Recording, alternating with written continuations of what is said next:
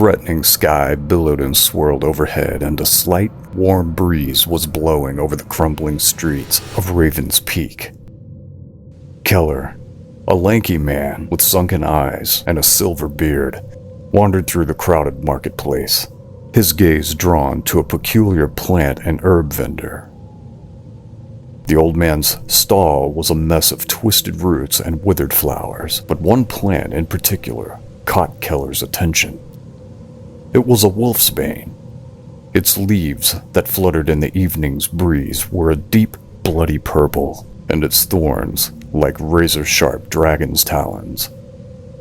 "Ah, you've found the devil's bane," the vendor croaked, his voice like the rustling of dry leaves.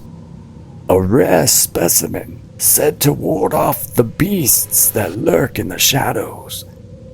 But be warned, my friend. The thorns of this plant carry within them a potent poison.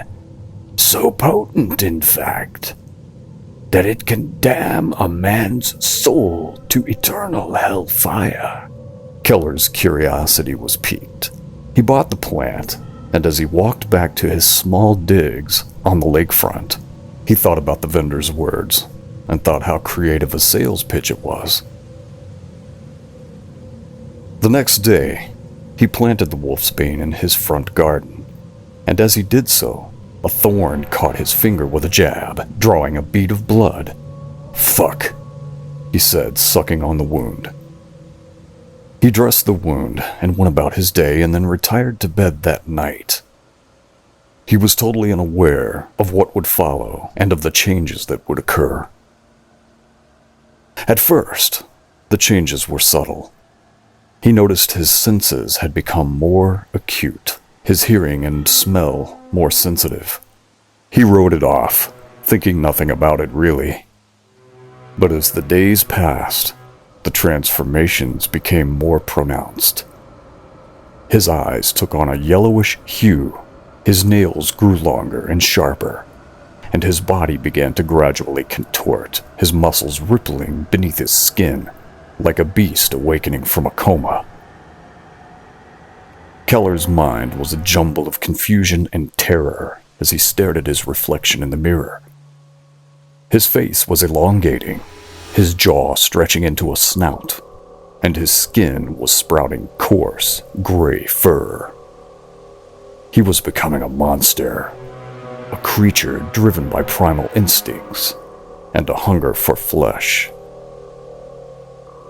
The first attack occurred one night when his transformation was still incomplete. He stalked through the streets, his senses guiding him to a young couple walking hand in hand. The screams echoed in his mind as he devoured the both of them, the taste of blood and terror intoxicating.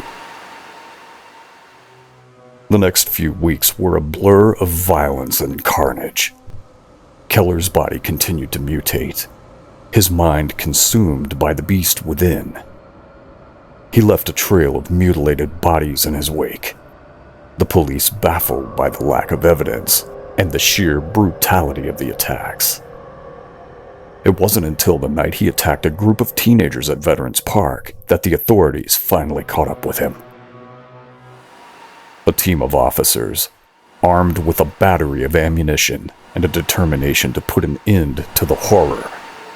They cornered him in a dead end.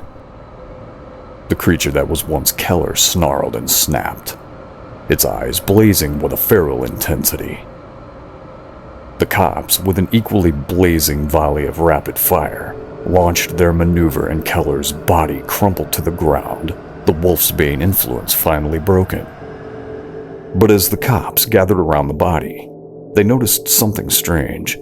His wounds were starting to disappear, his body twitching and contorting as if trying to rise from the dead. The officers exchanged nervous glances, unsure of what to make of this new development. When the medical examiner arrived at the morgue, ready to perform the autopsy, she realized something very baffling and horrifying. Keller's body was gone, vanished into thin air, it seemed. The only thing that remained was a small withered Wolfsbane stem on the metal slab, its thorns stained with Keller's blood.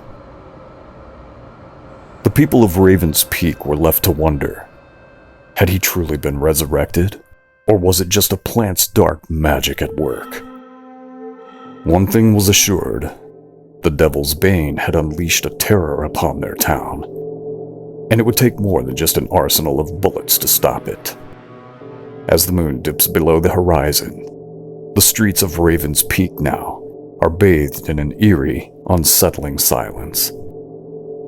It's as if the town itself was holding its breath, waiting for the next attack, the next victim to fall prey to the monster that lurked in the shadows, driven by the power, poison, and influence of the Devil's Bane. The end.